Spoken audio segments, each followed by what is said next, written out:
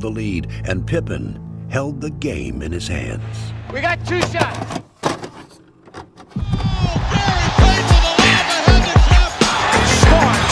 Hey guys, this is Dominique Wilkins. Hey, this is Sean Kemp. This is Gary Payton. Hey, this is Pau Gasol. NBA fans, what's up? This is Vince Carter here. Hey, what's up? This is Matt Barnes. If you're an old school NBA fan like I am, make sure you check out the Basketball Time Machine with my man Sean David.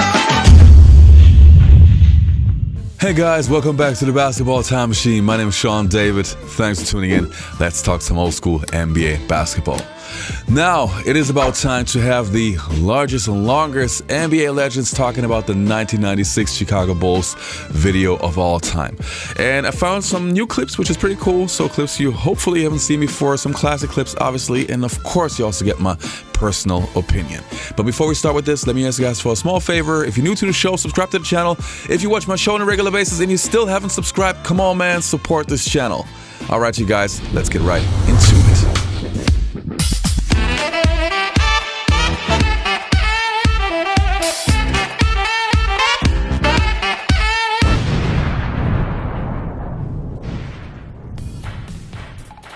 Now the first clip that we're going to take a look at is from Byron Scott on his new podcast, which I really can recommend, talking to one of my favorite comedians, Aries Spears. Let's have a look. I got another question for you.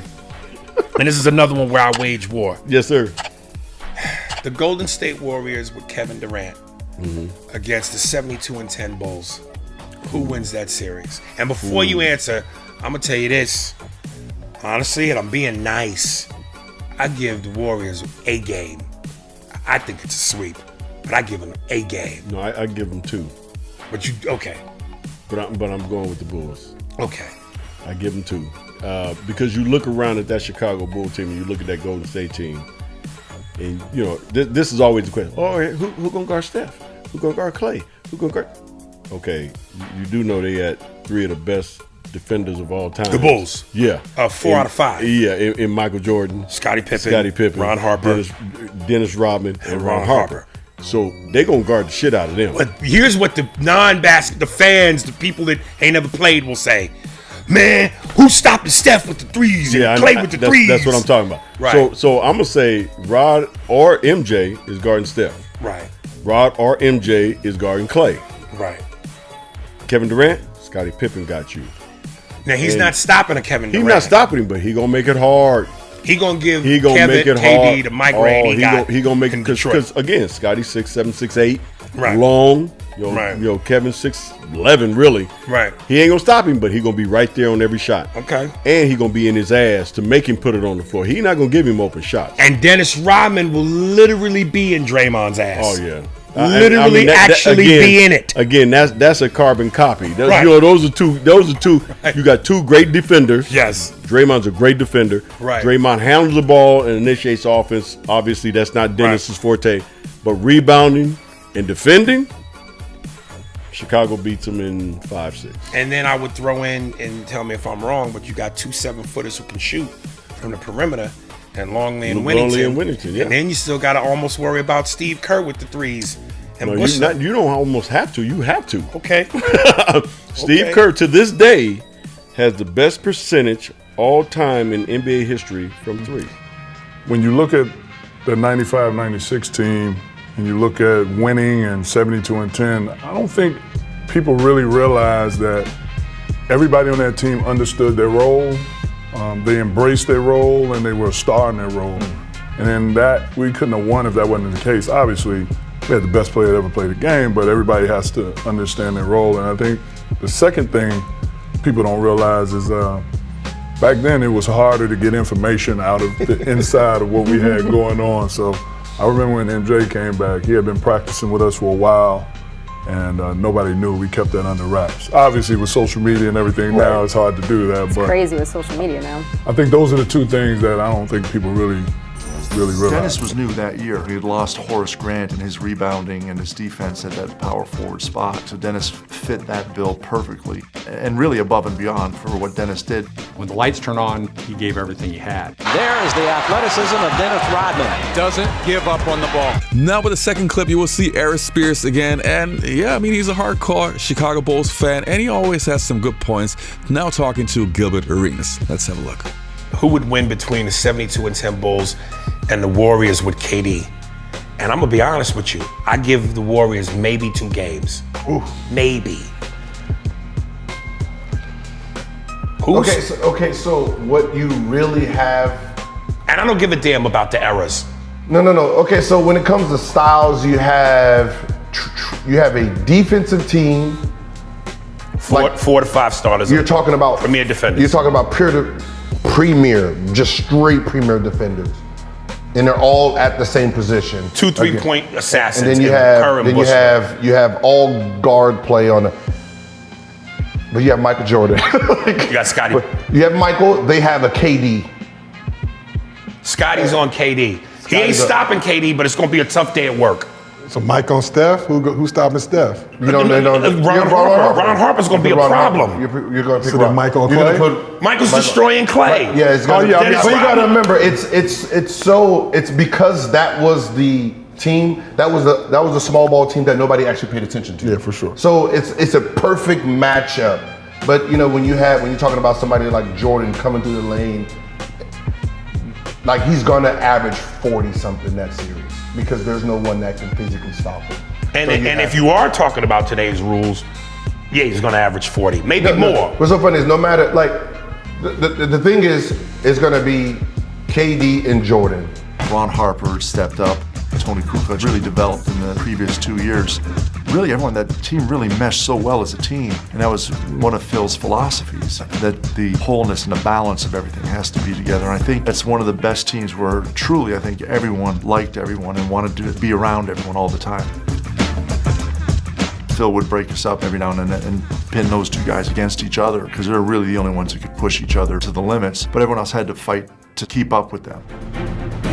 Every night you step on the floor, teams were really gunning for you. In warm-ups, you could tell sometimes where teams just, before the game started, kind of succumbed to, wow, we don't have a chance. And other teams, we could see guys really roughing it up, getting ready, and like, okay, we're gonna have a little battle tonight. Ruffin has it blocked by Longley. Oh, what a play to Pippen. Salley to Jordan.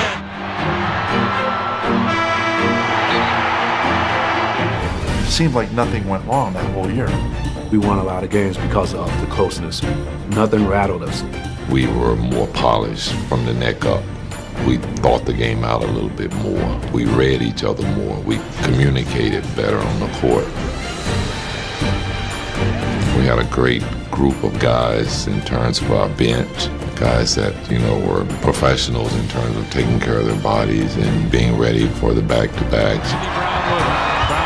The 72-10 season was absolutely incredible, and how dedicated the team and coaching staff were, not necessarily to achieve that record, but to make sure that they were ready to win another championship. The Chicago Bulls have won the 95-96 NBA championship, 4 in 6 years, as they defeat the Sonics 87-75. Was it the NBA versus Michael Jordan? I kind of felt that watching The Last Dance. Like, it was like no one really believed they could beat Michael Jordan's Bulls, but it was like, man, it was like the whole they tried their best, especially the second one after the Rockets. It seemed like everybody was trying, man. But it was just he was too good. The system that they had, their triangle offense was too good. Scottie was too good, and you could beat him on, like, if you catch him on an off night, you could beat him. But no team could beat him in a 7-game series, because they will eventually figure you out, like great fighters do. They'll eventually figure you out, and they'll go towards your weakness and beat you. And it never failed, man. The one thing that teams cannot do when you go to play the Chicago Bulls is you can't suffer the Mike Tyson effect. How Mike used to have to do the beat before they even got to the ring? That's the way the Bulls, that's what it was like for a lot of guys playing the Bulls. Scottie Pippen walking into the arena the other day runs into Paul Pabst from Dan Patrick's show. Yeah. Paul asks him, if your team from '96 played these Warriors, what would happen? And Scottie said, we would sweep them. The 96 Bulls would sweep the Warriors. Charles, what do you think? I disagree with Scotty. I think the Warriors would win one game. One game. But I do. I think they would, because you got the three, probably arguably the three most athletic players to ever play in the NBA. Michael Jordan, Scottie Pippen, and Dennis Rodman. They would have a field day against a small, no disrespect, the Warriors are terrific. Steph Curry is terrific. Klay Thompson, they're amazing. Draymond's a hell of a player. But Dennis Rodman, Scottie Pippen, and Michael Jordan in a free-flowing game, no hand checking, they would be even better than they were in 96. Michael Jordan playing by the day's rules, he's at a serious advantage. And Michael Jordan and Scottie Pippen can guard Steph Curry and Klay Thompson. But they have nobody can keep Dennis Rodman off the boards, and he can guard Draymond, he can guard Iguodala. So listen, this team here is a great little team, but the Bulls I disagree with Scotty. Those Warriors would win a game. Now the next clip that we're going to take a look at is actually from one of the most underrated defenders of his era, John Spider Salley. Obviously, he played for the Detroit Bad Boy Pistons, but also for the Chicago Bulls. Let's hear what he has to say. You joined the Bulls early that season in March. What do you remember the most about that stretch run at the end of the regular season when the team was trying to break the record? I remember when you walked in and Tex was trying to show me the offense, and I pulled out my the video tapes, I had VHS tapes of the triangle that we had in Detroit. And he was looking at it, goes, "This is how you guys played us?" I go, "Yeah." So I kind of got an idea of it, and I just kept wanting to learn it. But it was, we win here. We walked in the game, it was like 50% chance you already won. When you walk in with Michael, it's 110 chance you're going to win. The other guys are thinking, I'm not going to get embarrassed. I hope he doesn't dunk on me. They were in fear playing us, and that was the most amazing thing. All right, so John, we know the Warriors eclipsed the record with 73 wins in 2016, but they didn't win it all that year. Your team, you did. The wins record was great, but how important was it to finish 96 and that record with the championship? That's exactly how Phil put it. Phil said all of this work and all the things we're doing, you don't get this far. When the playoffs started, it was going into another season. Listen, and people even when you try to make a fair, honest comparison, people think you're hating.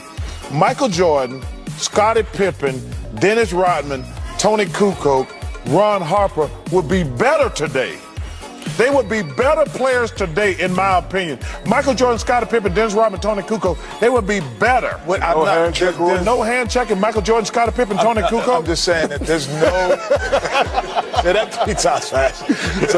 You forgot Ron Harper on that list. No, Ron Harper he'd be great defensively. Ron Harper was a hell of a player. I know, but you're going to rattle those guys off. Do it again. Do it again.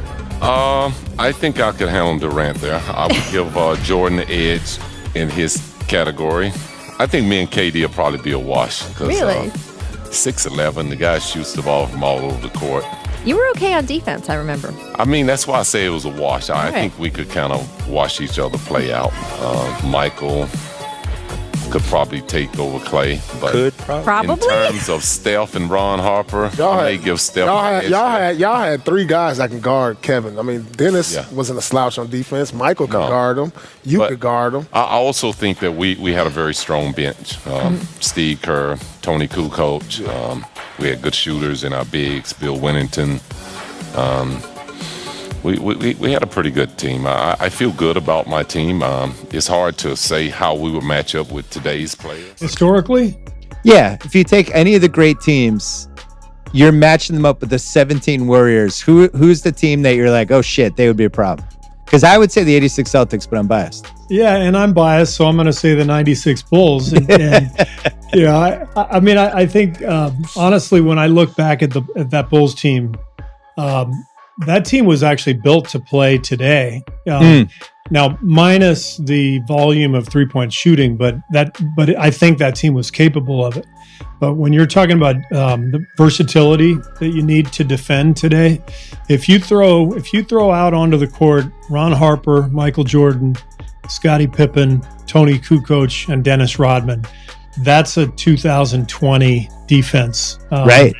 Those five guys can guard anybody, and And then offensively, nobody ever could guard Michael Jordan then. You can only imagine now with the spacing and the rules. And Kukoc was unbelievable. He was way better than people really remember him for.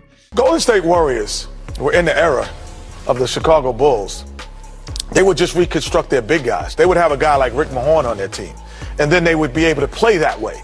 But if you put Rick Mahorn in this era, he wouldn't be able to guard Draymond Green because he wouldn't be able to come out and guard him. But in that era, they would just have to change personnel slightly and then still be as good. If you add guys like, no disrespect, but if you add guys like, if you give Steph Curry and Klay Thompson the same big men that Isaiah Thomas and Joe Dumars had, they could do the same thing in that era. But they would need James Edwards. So you would just change the personnel. It wouldn't change the way they win. You missed one point. The defense was, constructed a little different. No, that's why you got to change personnel. No, but I'm saying back then you was able to hand check. And right, so you just change personnel a little bit. They'd be good, but they're not going to win. But if you took the Detroit Pistons, Isaiah would still be Isaiah, without question. But Rick Mahorn couldn't guard Draymond Green in this era. He couldn't guard him in this era. He could, but we're not comparing him to this era. We're talking about the Chicago But you can't take that team because they're constructed under the rules that are here. So they're saying, okay, under these rules, can you bring those teams here? Listen, and people even when you try to make a fair, honest comparison, people think you're hating. Michael Jordan, Scottie Pippen, Dennis Rodman, Toni Kukoc, Ron Harper would be better today. They would be better players today, in my opinion. Michael Jordan, Scottie Pippen, Dennis Rodman, Toni Kukoc, they would be better. There's no hand checking Michael Jordan, Scottie Pippen, Toni Kukoc. I'm just saying. There's going to be two premier players because they don't have a 7-footer that's going to be able to keep up with him. No matter if you put Pippen on him or Jordan, or what's it, he's still going to be able to pull up on anybody. So it's those two, and then Jordan is going to carry because no one is physically. And you don't think that from a you give him 2 games, I'll give him 1, maybe 2. I wanted to say sweep. Yeah, that's what I said. Depending on how mad Michael is. Okay. But you got to remember, you still got KD is just a different beast. So okay. He can carry the team. He can carry a team because you really he's gonna put Pippen in foul trouble. He'll put those guys in foul trouble, but there's nobody stopping Michael from getting to the basket. Okay, this might be my old man. But I don't think Golden State wins this series now. I'm gonna be honest with you. This might be my old man shit, but I don't really think the Warriors beat any of those teams. Bird, Celtics, Shaq, Kobe, Lakers, they whooping them Pistons, the bad boys. I've said it countless times on my show, watching the Chicago Bulls in 1996, especially as a teenager, it was the greatest thing basketball-wise that I had ever seen. And I'm not talking about how beautiful it was, but just what a privilege it was to watch every single game really enjoying yourself, really realizing even as a kid that you're watching something special. I started to become an NBA fan in the early 90s, so I'm talking 1992. So the 1996 season, I was already understanding the game. I was already playing for 6 years myself, and I noticed what I'm seeing is basketball history. It was poetry in motion, and it was the greatest time to be alive watching NBA basketball, and that's why I'm always grateful to that team. Tony understood, when Michael came back, that this was Michael's team. It started immediately after we lost to Orlando. Very disappointed. I think, my intentions coming back here was, to have a chance. I felt we had a chance to win it all, and just try to get it all out of the system and start over. Michael basically said, I'm taking 7 days off and I'm getting ready for the next season. Not the warning to everybody else, but it was a sign, okay, I want you all to be ready for the next year because next year can be special. My first season was the 95-96 season, and it ended with Tony hoisting the 6th Man of the Year trophy. So by that time, I think it was pretty apparent that the guy could play. Tony driving to the lane. Nicely done. Early on in that next season, that Michael bought into what Tony could do and understood that, that's another weapon. Kukoc on the move to Jordan. His feet, the door is going, and Yes! I didn't think Toni saw Michael string him. He was the man in Europe. Now he's one of the men. Kukoc drives in, double pump, puts it in. Fadeaway top jumper from Toni in the corner. I think Michael and Scottie considered him not just a teammate, but a valuable teammate. Pippen on the spin. Kukoc. Nice. Toni staying all the way on the outside. Toni, what do you got? Another three? Do you? Do you? Yes! 34, and that's a career high for Toni. Standing ovation for the Bulls, trying to win their 44th in a row at home. I always said that those teams, especially the second three-peat, but the first one too, you knew as a broadcaster you were going to see something that night that you had never seen before. Toni denied that little interior feed. Beautiful behind the back feed. Jason Kerr. Oh, man! What our play of the game. What elevation! The Chicago Bulls are the first team in NBA history to win 70 games in a single season. He's out open right now for this shot. Get the ball right now to Toni.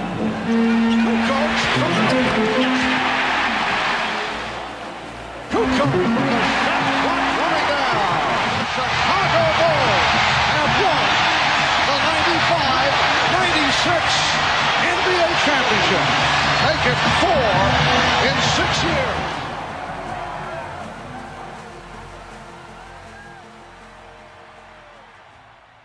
Chicago Bulls su najbolji na svijetu.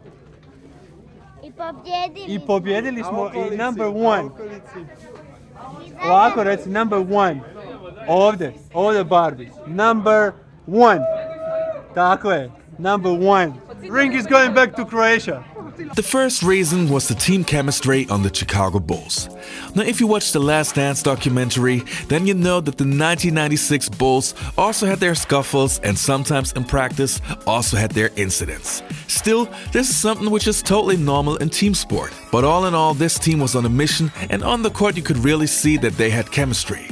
The result was beautiful team basketball from player 1 to player 12. This team was also blessed with many great passers, if it was a Scottie Pippen or even a Luke Longley. Players with great court vision, they were perfectly suited for the triangle offense. But this is only one of the reasons why the 1996 Chicago Bulls were so great. Dennis Rodman brought a critical piece to the puzzle, as the Bulls now boasted the game's most formidable trio. Carving out a vital presence, Rodman epitomized the meaning of team player. You got it, Dennis. Enough, man. That's enough. But what's unique about this team is that in years past, teams generally have had to take some time to gel as a group. And this year you've added Michael back to the mix, Dennis Rodman as a starter, and they came together so quickly. And the next reason was the determination of Michael Jordan. Now, we all know that MJ was a highly competitive player, probably the craziest we have ever seen. But in the 1996 season, even Michael Jordan reached a new level of determination. But why was that? Well, one season prior, he got embarrassed by the Orlando Magic in the playoffs, and this made Jordan work harder than ever before. And the result was that MJ came back in the shape of his life, and to me, he was really in his prime in that year.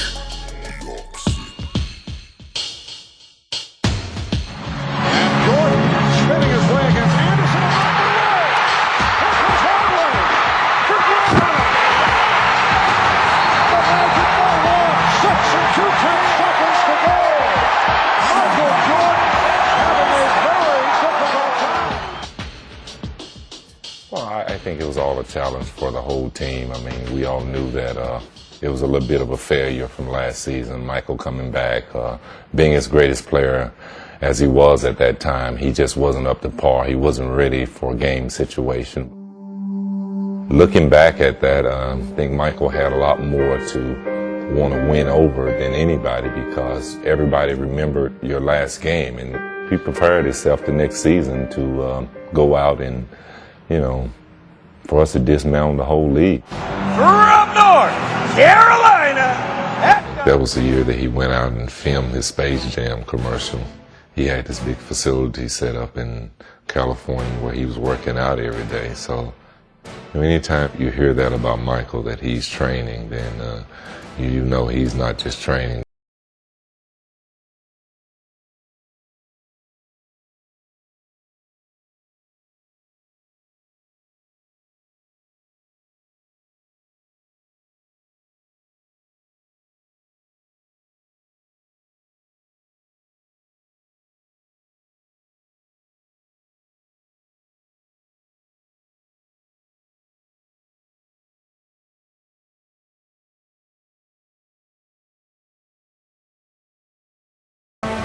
And the next reason that I have on my list is defense. So this one right here is probably the one that gets mostly overlooked.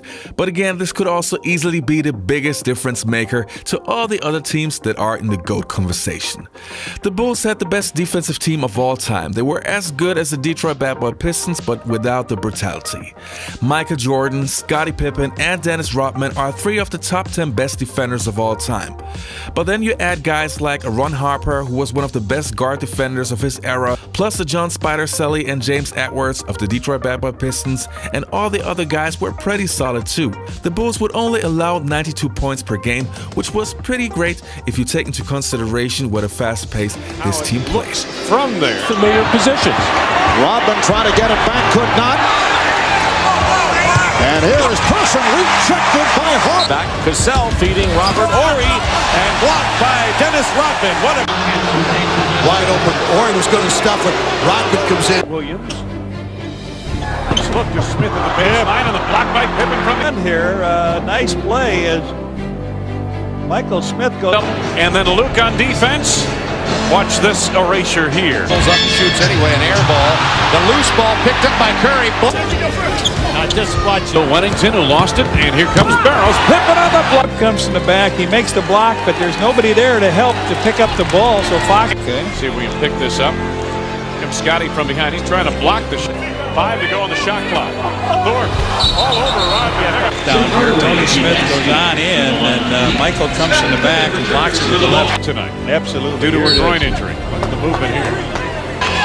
Watch it. Hardaway, the lead. And the next reason is the growth of Scottie Pippen. When Michael Jordan had retired a few years prior to 1996, Scottie Pippen suddenly was the main guy on the Bulls team. And this was the best thing that could have ever happened to him in order to grow as a basketball player. He now had the responsibility to carry the team every single night, and he did it in a spectacular way, almost winning the MVP award that year. Now when Michael Jordan came back, Scottie Pippen was even more of a leader and was able to carry the team when Michael Jordan needed a break. You could see that Scottie had a different kind of confidence and was now a true NBA superstar. And coming in with the next reason, the incredible Chicago Bulls bench. As an old school fan, you probably noticed a team is only as good as its bench. And the Chicago Bulls had a great bench in 1996. Steve Kerr, for example, who was percentage-wise the best three-point shooter of all time, he was the perfect addition to the team because once he was open, you knew he would make the three-pointer. Then, as I already mentioned earlier, you had John Spider Salley, who was a great all-around defender. Then you had role players like Randy Brown, Judd Bushla, Bill Wennington, and of course the best sixth man of that year, Toni Kukoc. Toni Kukoc would have been a superstar on any other team.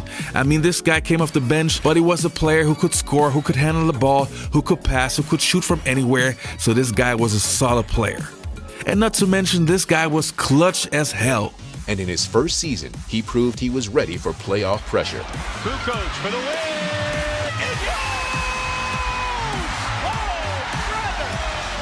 He went on to play a key role in 3 Chicago championships in 1996 through 98, while picking up a Sixth Man of the Year award along the way. We don't win without Toni.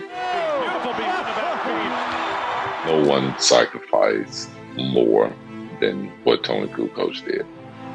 Coming off the bench, he accepted it and he embraced it. One of the best international players to ever come and play in America. His success speaks for that. He's one of the greatest to ever do it. You know, I wanted to give you guys 7 reasons, but I would have so many more. The durability of that roster, so many guys playing heavy minutes and being able to play 82 games. Then the basketball IQ on this team. The defensive flexibility, you had multiple guys who could guard position 1, 2, 3. The triangle offense and so on. But now let's hear what some of the guys have to say that actually played in this era, and also some of the media guys who were around in those days. Win that game. I mean, who'd you want? First of all, who'd you want to guard? You got Durant locked down, or? Well, you know what? She said no. No. We broke our franchise record with 64 wins that year. Then the Bulls break the NBA record with 72. That was a lot of good basketball during that year.